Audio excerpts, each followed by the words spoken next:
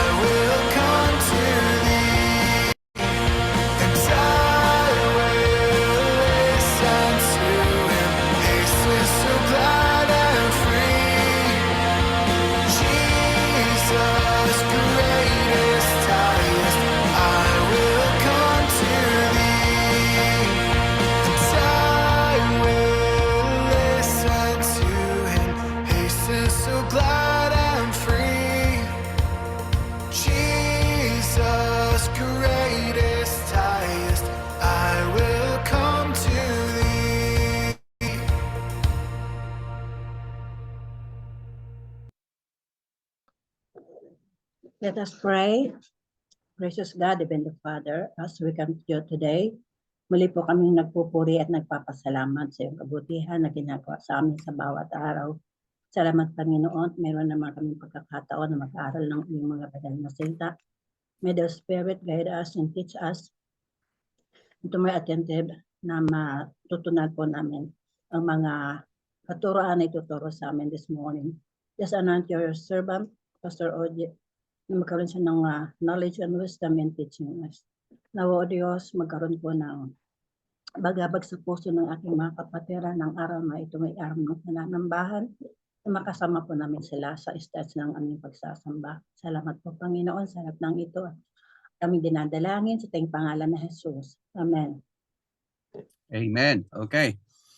So, good morning everyone. Siguro mahahabol na lang yung iba, no? And hindi ko alam if Deacon is around kasi nasa kanya yung ating PowerPoint. Oh, yan. Salamat, salamat. So, this is what we had started last Sunday. And may I ask anybody na may naalala ba kayong pinag-aralan natin na verse from last Sunday?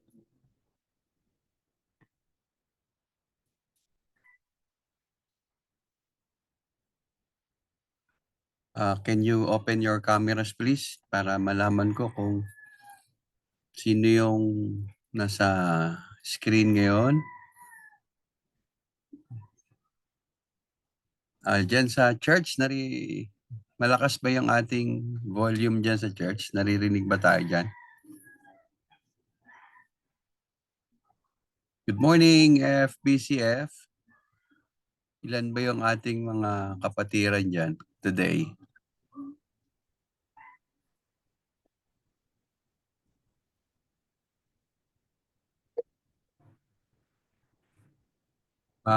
Ayos ba yung aking audio? Naririnig niyo ba ako?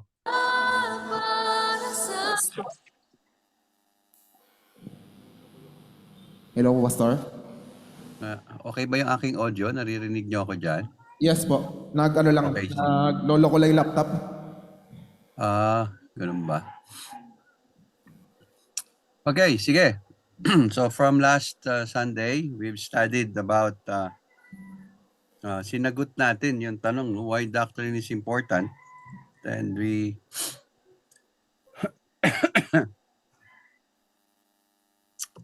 nakita natin dun sa ating objective ng ating pag-aaralan ngayon from 2 Timothy 3:16 to 17 ay magbibigay din doon sa pagsilip sa kahalagahan ng pag-aaral ng doctrine at na nakita natin which is very essential for teaching and equipping of course the believers in our faith and practice, no?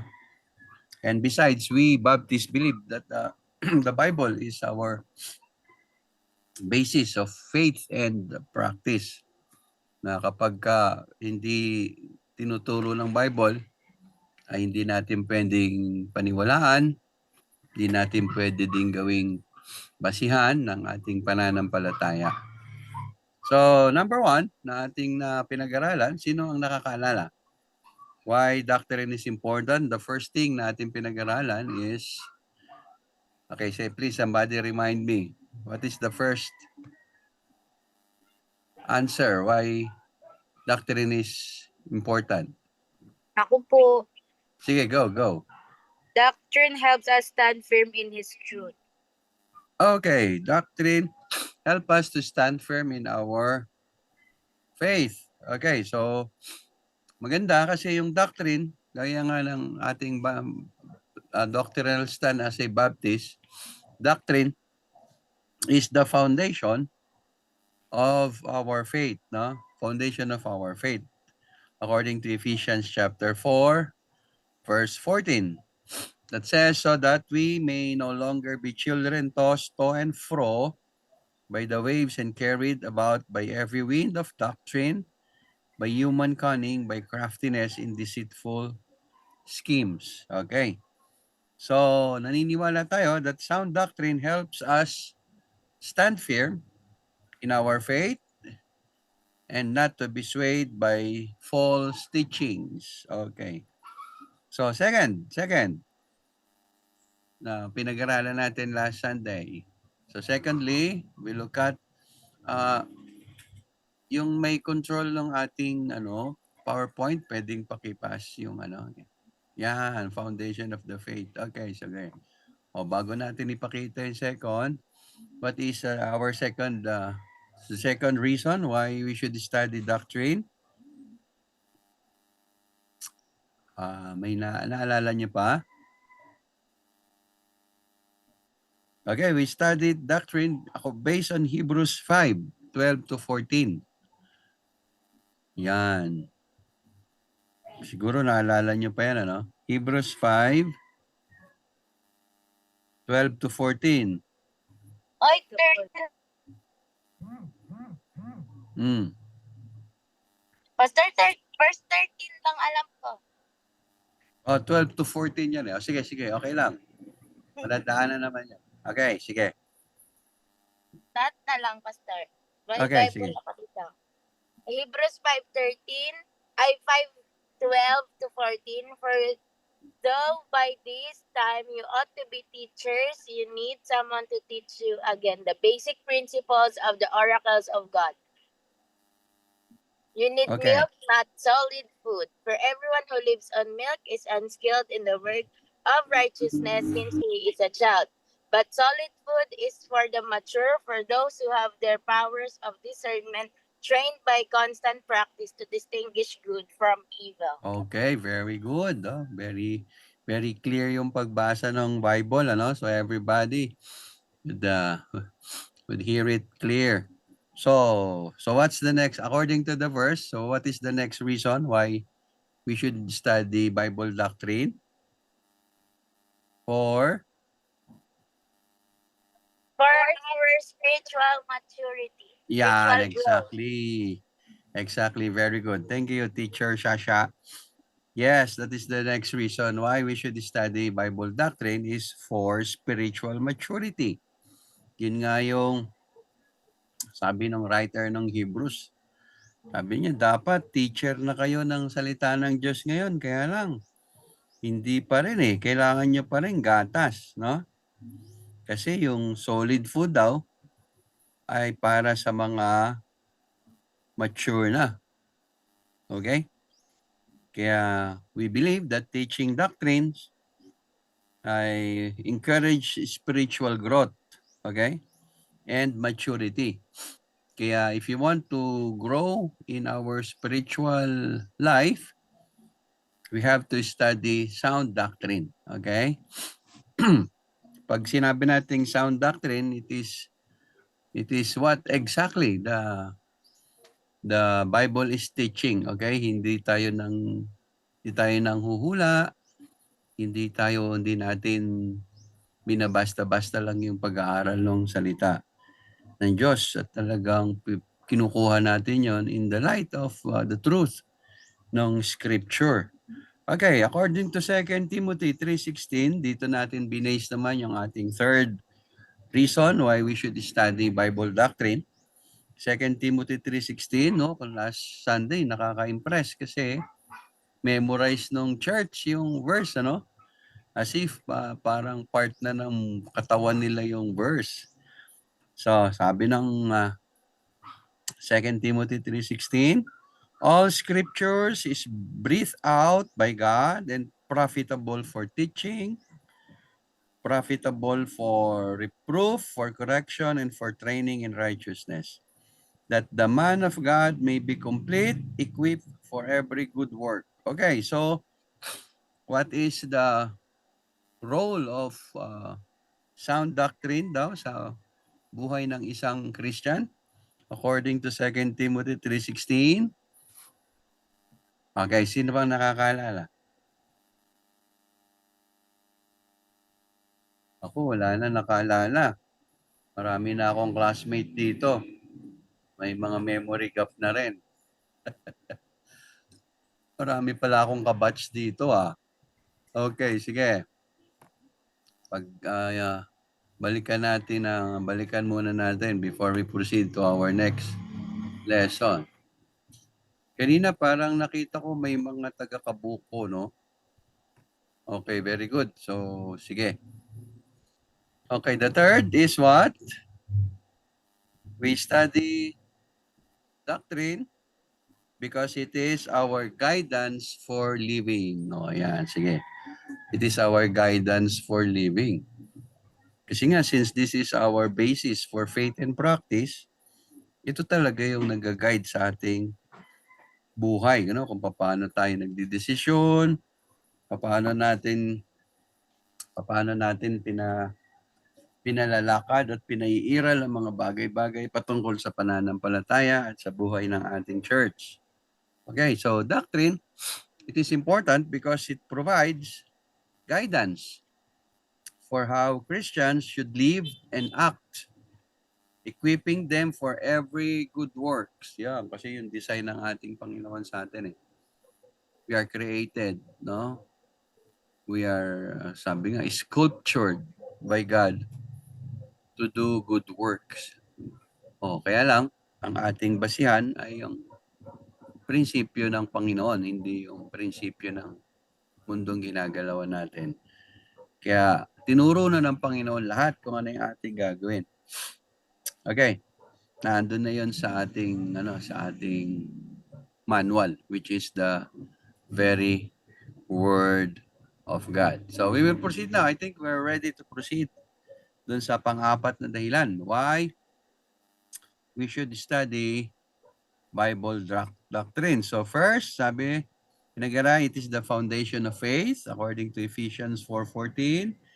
It is for spiritual maturity and it is also guidance for living. It is our guidance for living. Now, fourthly, is why we should study Bible doctrine is to guarding against error. Okay, is to guide us against error, no? May napansin ba kayo ngayon sa panahon natin kung paano pinag-aaralan yung Bible? Have you heard teaching that is talagang parang hindi mo na masikmura o hindi mo na matanggap bakit itinuturo itong ganitong klaseng turo? Would you like to cite some experience na may narinig ba kayong nagtuturo ng ibang doctrine o ibang Bible? Sige. Let's share some of our experiences. Kasi marami ba, no? Lalo na sa internet, talamak na yung mga false teachers. Kasi would you like to cite an example na talaga namang very obvious na marami talaga nagtuturo ng maling gospel or maling doctrines? Okay, sige. Sino gusto mag-share? Wala pa. Sino ba yung mga nandyan? Sige, doon tayo sa CCF Youth. Nandyan na pala kayo. Good morning and welcome to our Sunday School CCF Youth. Meron ba kayong napanood o na-experience na nagturo ng maling gospel or maling doctrine? Yes, Pastor. Marami po. Sa ano po, marami sa Facebook, Pastor mga maling doctrine na nagtuturo. Okay, can you cite one false teaching na narinig mo? Kahit konti lang. Sige. Ano ba yung sinabi nung nagturo? Kahit konting line lang na hindi mo talaga matanggap. Like nung Christmas, no? Alam mo yun, daming nagsulputan ng mga cults nung Christmas. That's because they do not believe in the birth of the Lord Jesus Christ. Sige. Okay ba yung aking signal? Naghang ba ako? Yung isa pong Pastor, false teaching na narinig ko, Pastor, yung kapag may faith ka daw po sa Panginoon, hindi ka daw po magkakasakit at saka yaman ka daw po. Oo, yan. Very popular doctrine ngayon yan. Kaya maraming naniwala. Ngayon, napakadami na nila. There are actually millions, no? Nakakuha ng million na tao. Nakaluluwa yung founder ng doctrine na yun, ano? So, sige, yung tawag doon ay yung prosperity gospel, which is number 1 kalaban ng ating pananampalataya ngayon. Now, Titus 1:9, sige. Brother JR, pwedeng pakibasa mo ba yung Titus 1:9? Alam ko, magaling ka magpasa nung nag-aaral ka eh. Titus 1:9, he must hold firm to the trustworthy word as taught, so that he may be able to give instruction in sound doctrine, and also to rebuke those who contradict it. Okay, nakita niya, no? Now, kilala niya ba si Titus? si Titus ay isa sa mga trusted friend ni Apostle Paul, no? Kaya minsan sinulatan niya si Titus, no? Para i-encourage siya kung paano mag-organize ng church at kung paano palakasin yung kanilang mga sinimulan na churches doon sa island of Crete. Yan, pag pinag-aralan natin yung background ng Book of Titus. Now, kaya binigyan siya ng task ni Paul. Kasi nga, medyo siguro, obviously, medyo weak pa yung mga churches doon when it comes to doctrines, no? So kapag mahina pa yung doctrines, may problema pa rin yung faith and practice. So inutusan ni Paul si Titus na palakasin yung mga simbahan doon sa Crete. Okay? Kinakailangan, sabi ni Paul, magkaroon ng mga godly leader dyan sa mga churches natin dyan. Para yung mga cultural barrier, no? Which is, may mga lugar kasi doon na talagang talamak yung mga panluloko, panggagancho. No, yan kasi yung karakteristik ng lugar eh. Maraming manluloko, no? Maraming mga scammer sa mga panahon natin ngayon, scammer. Yan. Kaya pwedeng maapektuhan pati yung culture ng mga spiritual leaders dun sa church. Okay, so makita natin diyan sa Book of Titus, si Paul, nagbigay siya ng mga qualification. Kaya diyan nagsimula yung pagbibigay ng qualifications sa mga leaders, no? Okay? Para bigyang diin yung role na sila ay stewards ng God's truth. Okay? Yeah, in most of the qualification dun sa mga leaders, napaka-particular ni Paul na dapat sila ay marunong mag-handle ng salita ng Diyos. Marunong sila, alam nila yung doctrine of the Lord Jesus Christ, so they will be able to teach sound doctrine dun sa kanilang mga simbahan. Okay? Kasi yung Crete nga ay may reputation ng corruption. Okay, mga corrupt yung tao doon. Siguro may mga Pilipino ron, ano? Hindi, joke lang. Or kaya siguro galing yung mga Pilipino, no? Bakit corrupt yung mga leaders natin dito? May spirit of Crete yung Philippines, no? Parang ganun yung problema doon sa mga churches sa Crete. Okay? So, kinakailangan maging maingat si Titus sa pagtuturo na kapag nag-appoint kayo ng leaders, kailangan steadfast siya sa sound doctrine. Okay?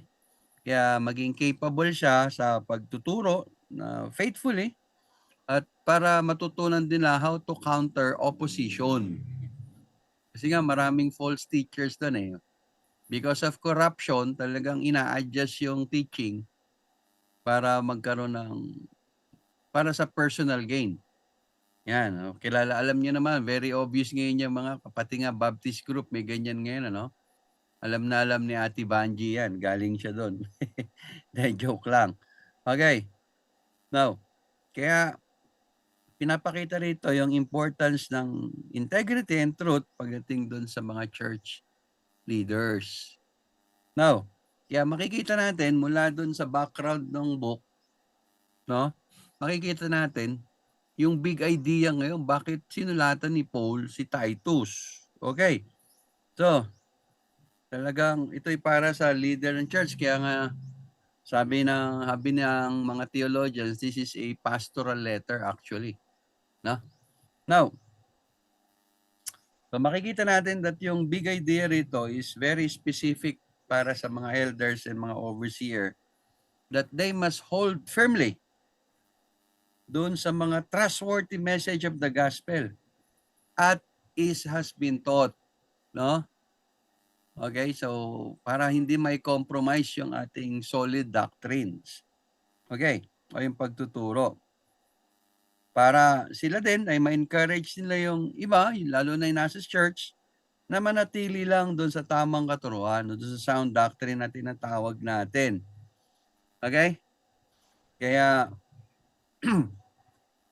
kinakailangan kaya nilang ma-refute yung mga nag-o-oppose at katuruan natin. Okay? Kaya yung napakahalaga rito na binipicture out dito ni Paul kay Titus, yung importance, no? Na yung church leader dapat may ability talaga siya. May ability siya to teach sound doctrine. Okay? Okay. Now, kailangan may commitment siya sa pag-aaral ng biblical truth or else he cannot teach sound doctrine. Huh? So yung hindi lang yung leaders pati yung church will be able to defend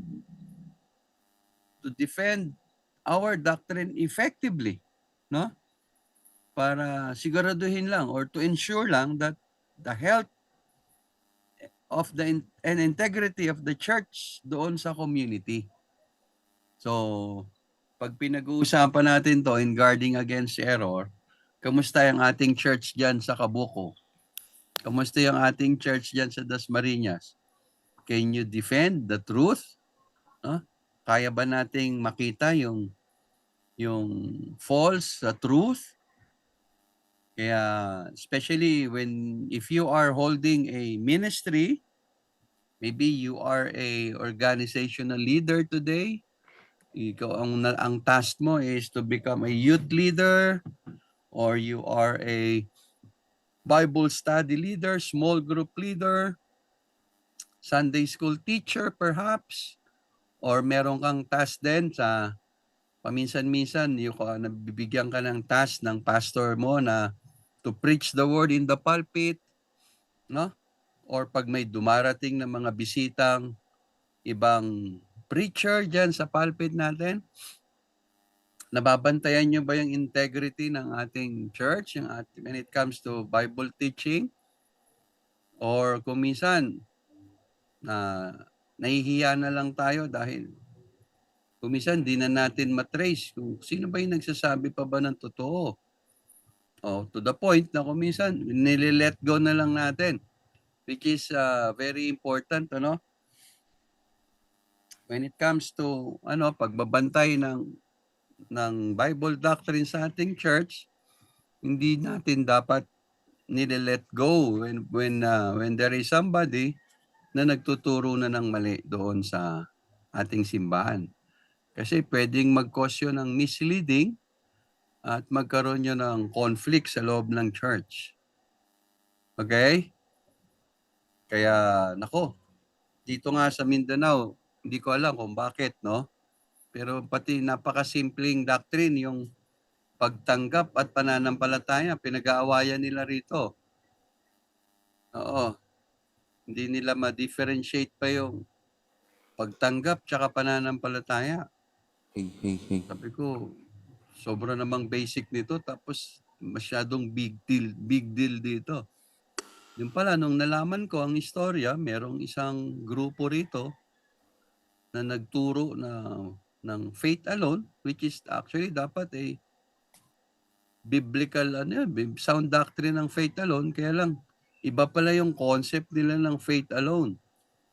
Para sa kanila, pag faith alone, di na kailangang manalangin, di na kailangang mag-evangelize.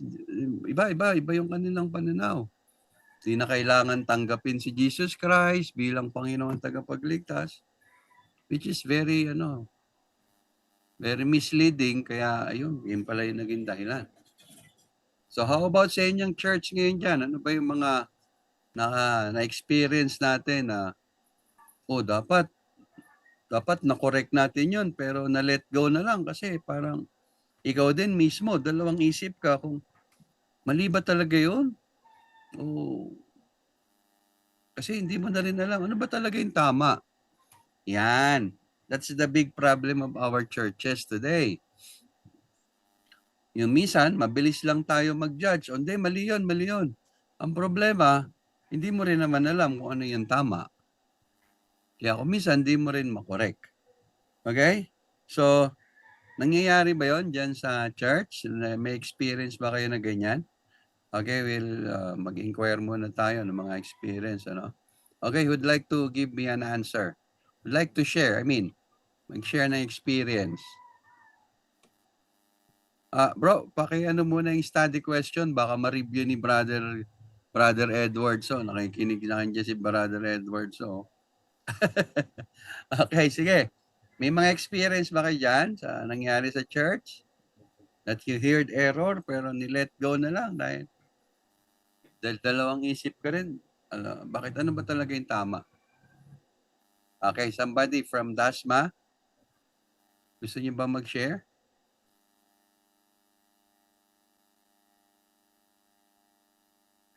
O anybody, sige, just open your microphone and we will listen to your sharing. Sir, nung ano po? Ay, das. Sige, go ahead. Nakikinig kami kay Ate Julia. Sige, go. Uy, ikaw ba? Ayan, sige. Okay na. Ano po, Naririnig ka Pastor? namin. Nung sa Christmas, Pastor, nung nakaraan po, yung Christmas daw is ano lang, celebration of pagans, and hindi daw po exact na date yung ano,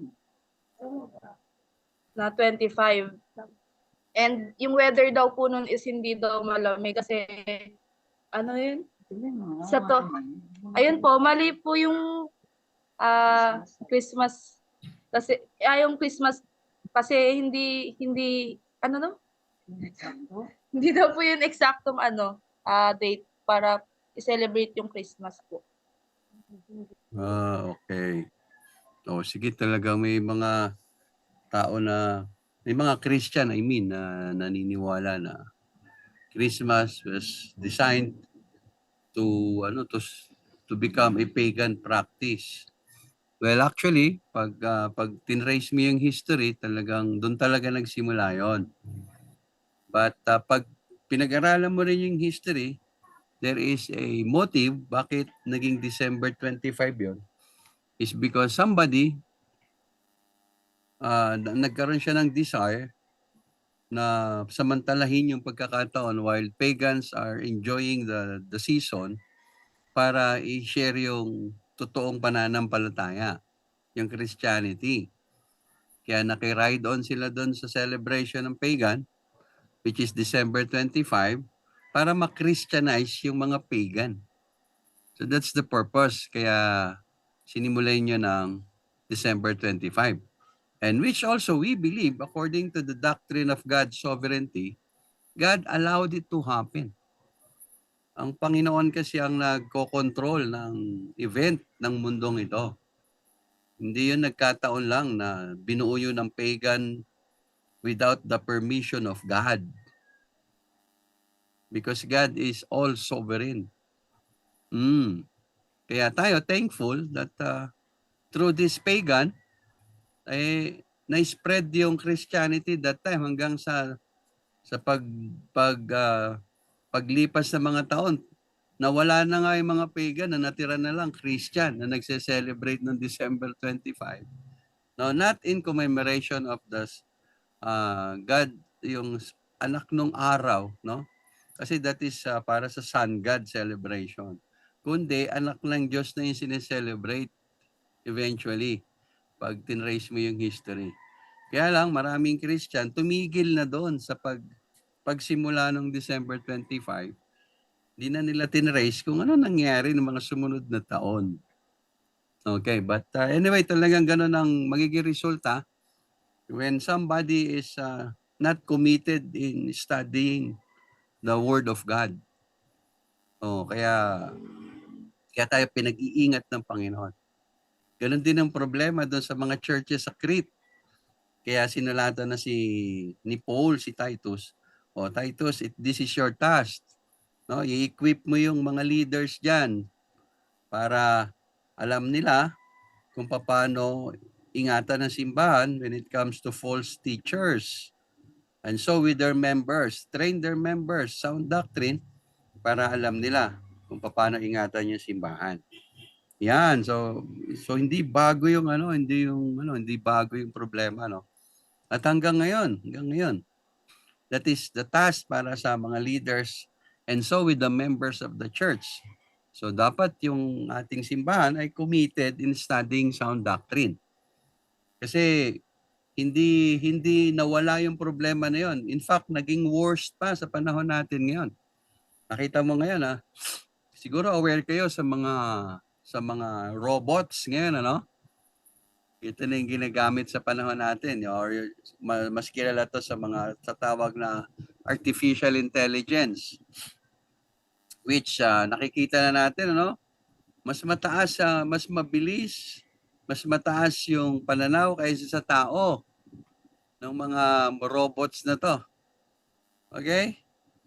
And sometimes sa pag-aaral nga ngayon, yun ang gina-guard natin ngayon na in the future yan ang magiging kalaban natin. Yung mga robots na yan kasi mas mabilis sila mag-isip, mas madami silang na-accumulate na knowledge that can pwedeng gibain yung pananampalataya ng Christianity. Kaya paano na ngayon pagka hindi na natin kayang magbigay ng sagot sa mga gumagamit ng robot. Kaya mas mabigat ang pag-aaral dapat ngayong panahon. Okay? It is because we have to guard our church against the error na tinuturo ng iba. So, what is the challenge sa atin ngayon sa part ng aralin na ito? Para sa mga simbahan natin ngayon, dyan sa Kabuko, dyan sa Dasmariñas, walang umattend na taga-IBF, So, sana na-share din natin ito sa kanila. Sa mga churches ngayon, sinasabi doon sa Titus na pinag-aaralan natin, yung need for leaders, dapat deeply rooted na in sound doctrine. Hindi na dapat milk yung ating kinakain. Dapat solid food na talaga. Dapat tayo may equip, so we will be able to defend the faith against false teachings. Ito na kasi yung age na nag-i-increase yung yung cultural relativism. Balang araw pag-aaralan natin yung mga visim na yan, May yung misinformation, that is one problem of internet, that is one of the major problem, yung misinformation pati lalo na sa mind ng mga bata, ng mga youth. Okay? The problem of misinformation, AI, meron na rin, nagtuturo na rin ng Bible ang AI. Kaya marami ng mga resources which is not sound yung doctrine. The problem of misinformation, ano pa ba yung mga problema ngayon? Yung pressure para ma-compromise yung biblical truth, ano ba yung mga pressure? Yung mga dumadami, yung mga lumalaking congregation, we thought na tama sila kasi dami nila. Tama sila kasi mayayaman sila. Okay, tama sila kasi powerful sila. Pati sa bansa natin, sa gobyerno natin, nakikita natin sila, nararamdaman. Sino sa inyo yung nag-join ng Baptist Day? Nakita niyo na pati yung mga Baptist na impluwensyahan, They'd like to become part of ng mga ginagawa ng mga ecumenism. Ano ibig sabihin ng ecumenism? Kahit na wala nang sinatawag nila na non-denominational. Yun ang entry nila, non-denominational tayo. Isa lang ang Diyos, isa lang pinapaniwalaan natin. Respeto, pag-ibig, yan yung tinuturo nila. Yun ang importante. So wala na tayong difference dun sa mga iglesia ni Cristo na nagse-celebrate ng araw ng iglesia ni Cristo. Wala na tayong pagkakaiba doon sa mga nagse-celebrate tuwing December 8 ng Immaculada Concepcion. So that's the danger of that Baptist Day, Kaya di ko alam kung sino who is behind that Baptist Day, but I encourage the church not to join that group kasi that is pointless. We cannot stand firm in our sound doctrine if we are going to join that kind of group. na nagpo-promote ng, ano ba pinopromote niya dyan? Then, magigising ka na lang isang araw, politically motivated pala yan. Merong isa dyan na gustong makinabang sa mga mananampalataya dahil lang sa pansarili niyang agenda. Okay, those are just example na dapat binabantayan natin ngayon. Nakita nyo, parang tama, no? Parang masaya. Kasi nag-iisa yung mga Baptist. Lagi natin naririnig. No? Kaya tayo pinagtatawanan kasi hindi tayo nagkakaisa eh. Well, basically, that is not the purpose of God. No? Ang utos kasi is to spread out. Go into all the world and preach the gospel. Not to be united. Kasi hindi talaga tayo may unite. Gigibayin at gigibayin ka ng kaaway. So, pagka united ka, alam mo na yon. Okay? So, that's one of the dapat mga pressures ngayon para lang para lang bumitaw tayo doon sa ating sa ating doktrina, to compromise our doctrine. Na meron din mga churches din today nag-i-struggle to put yung balance ng truth and grace. Yan. Ha? Kaya we have to be very careful when in handling the doctrine of truth. Okay? Hindi porket ginagawa na ng lahat, okay na rin. Culturally, pwede na rin natin i-embrace. Okay, like the LGBTQ who can lead the church worship today, just to express our love, because love is yung pagtanggap sa kanila. Okay, tanggapin sila kung sino sila. Well, we do not believe that. Okay? Kaya nakita ninyo may mga churches ngayon na nagli-lead yung mga LGBTQ. Nakita niyo yung itsura ng church. Marami nga silang pera, malaki yung building, masaya sila. Pero wala na, inaalipusta na yung Panginoon imbis na sinasamba. At nagkalat ngayon yan within Metro Manila and Quezon City areas. At di na rin kami magtataka kung one day, nandito na rin yan sa Mindanao, may mga churches na ng LGBTQ. At may sarili na rin silang Bible, ha? May sariling translation. So that's the purpose why we should be committed in Bible doctrine. Do we still have time? Wala akong orasan dito eh. So let's proceed now to our study question. This is our study question. Sasagutin natin yan. Okay. Pakibasa nga. Somebody please read our study question for today. At dito tayo magpa-ponder upon. Okay, somebody read our... Brother Rico, good morning. Nandiyan ka po ba?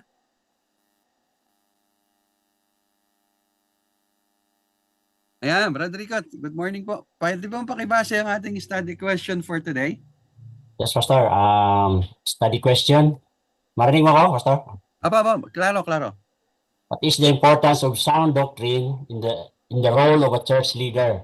And why is this vital for addressing opposition? Oh, yan. Sige ang sasagutin natin yan. Okay, sige. Let's share our idea. Ano ba yung kahalagahan ng sound doctrine sa role ng mga church leaders? At bakit ito napakahalaga for addressing opposition? Okay, sige. Dito natin makikita yung ating lesson learned today. Okay, sige. Somebody from Kabuko. Sige, Kabuko muna tayo, then we will go to Dasmariñas.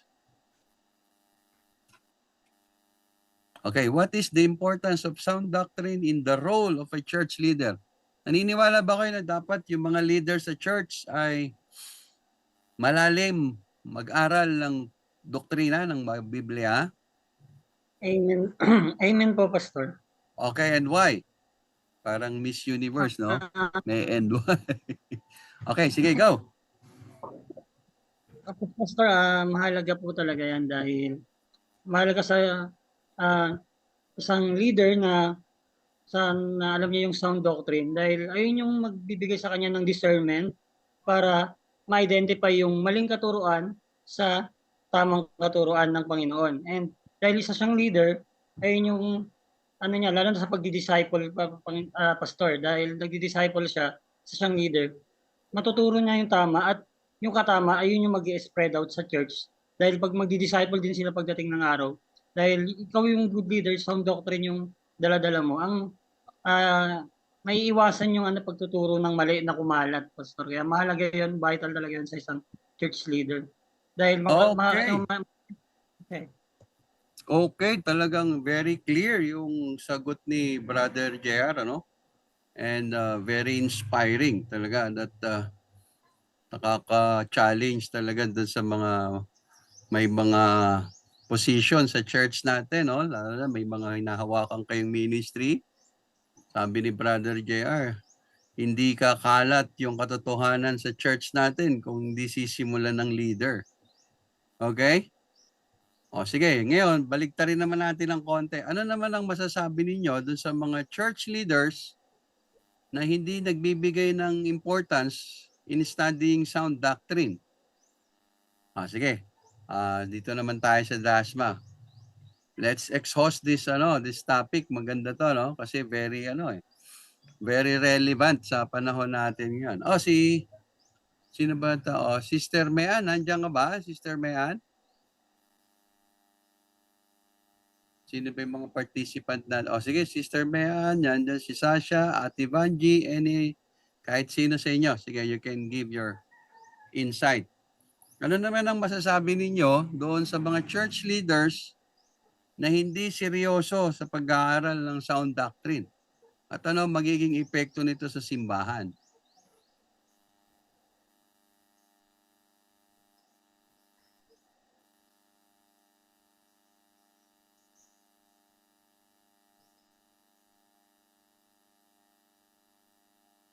Let's listen to Ate Banji. Sino ba kasama mo dyan sa bahay, Ate Banji? Si Mami D po, si Loloy. Sige.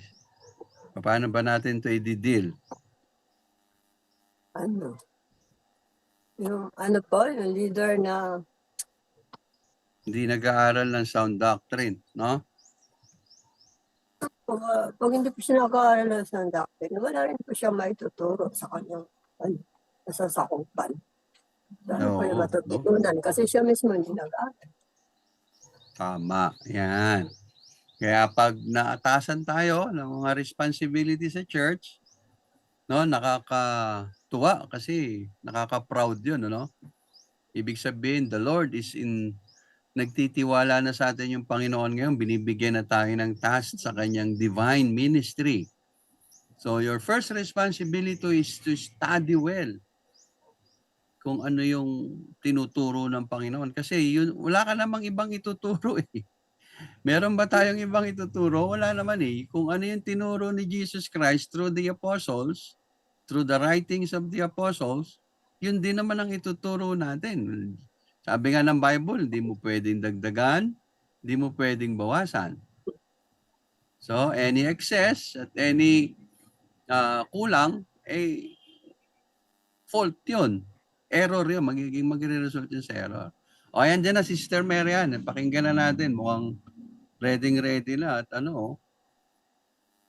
nasa helicopter ka ba? Parang... Yes, pass.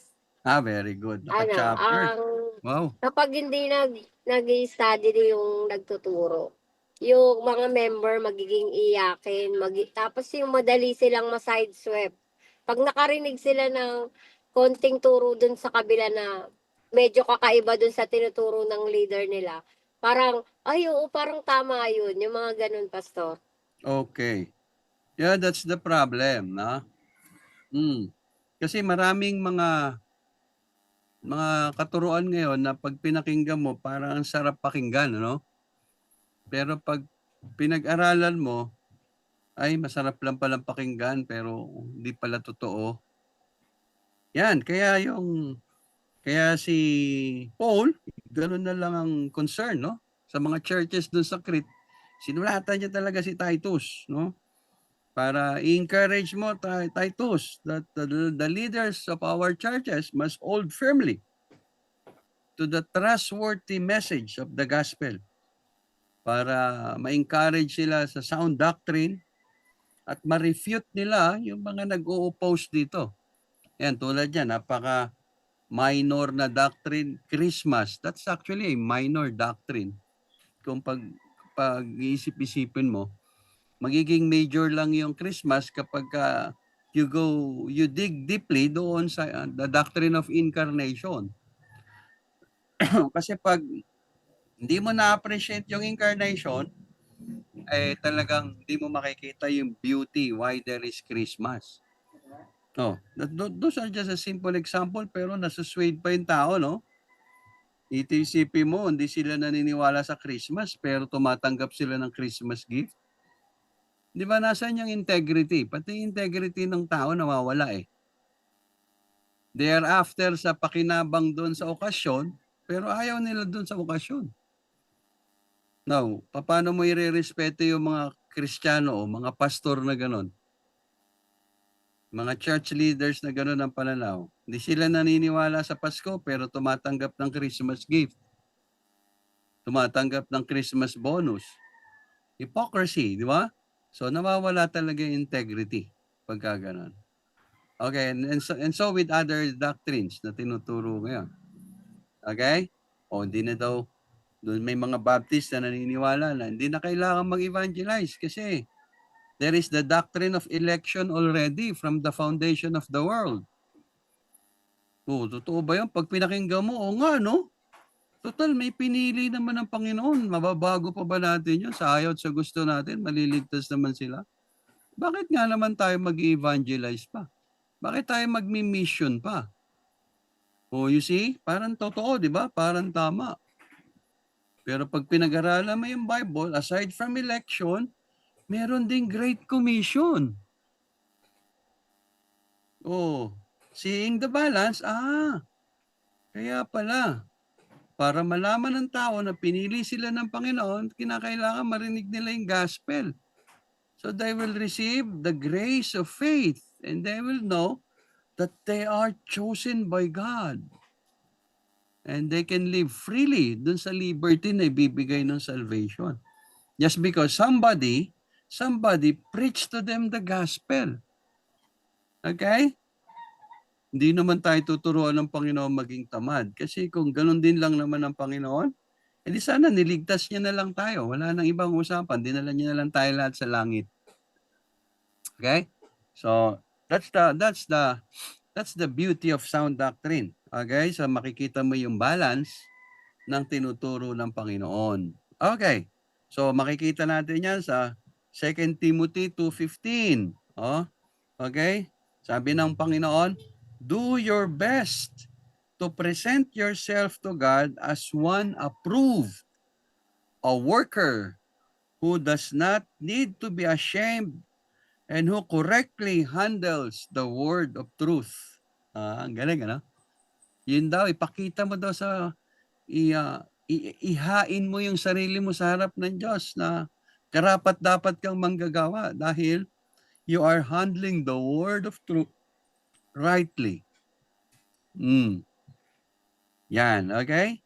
Kaya, teaching, correct doctrine protects the church from false teaching and errors. Yan, okay? Kaya mga kapatid, wala na tayong oras. It's time already. But if you have a question, sige, bigyan natin ng daan pa para sa oras na ito. Do you have any question? Diyan magtatapos yung ating Sunday school. Now, for your assignment, please copy this study question. Paki-copy niyo yung study question at pakisagot niyo, no, in a written form. Pakisagot niyo in a written form and then post it in our GC para pakinabangan ng mga kapatid natin na hindi nakarating sa ating Sunday school today. Okay? Okay, you copy the study question, then sagutin ninyo. Kahit maiksi lang. Whether in Tagalog or in English. Then post it in our GC, dyan, GC sa Kabuko at yung official GC dito sa Dasmariñas. And if you can share it in IBF, please do as well. No? Para may share natin yung message ng Panginoon sa atin So umagang ito in our Sunday school. So thank you very much. Since wala na tayong oras, wala naman nag-raise ng question. I hope na may natutunan tayo mula sa salita ng Diyos ngayong umaga. So palagi nating tandaan, it is our task to handle correctly, no, the word of truth. Kaya magsumikap tayo, magsumikap tayo na mag-aral ng salita ng Diyos upang mabantayan natin ang ating sarili, ang ating church sa mga maling katuruan na kumakalat ngayon sa ating panahon. So magandang umaga sa inyong lahat. Dito po tayo magwawakas, and I hope to see you next Sunday for the continuation of our lesson entitled Why is Doctrine Important? Okay, so next Sunday, sasagutin natin yung panglimang dahilan bakit importante yung sound doctrine. It is because of the unity in the church. To promote and to preserve the unity in the church based in Ephesians chapter 4. So hope to see you. Have a blessed Sunday. Worship the Lord today.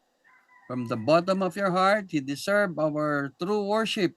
So mga kapatid, hanggang sa muli natin pagkikita, and may God bless you richly today. Magandang umaga po sa inyong lahat.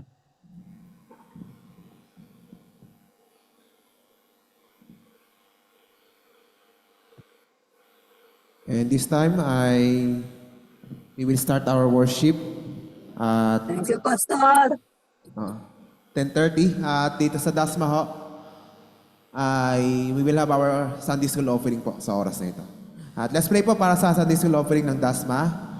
Let's pray. Ama kong Diyos, nagpapasalamat po kami sa natapos naming gawain ng aming Sunday School. We thank you, Lord, for your teaching for us and your reminding for us, Panginoon, kaano kalaga ang katuruan niyo, Panginoon. Nakalaan namin patuloy itong sikin at aralin, Panginoon. At nawa, Panginoon, sa aming pagbibigayan at sa aming pagsamba, tanggapin niyo muli ang aming mga antog sa inyo na patuloy rin gagamitin namin ito sa iyong gawain. Kaya ito lang aming samot dalangin sa pangalan ni Jesus. Amen.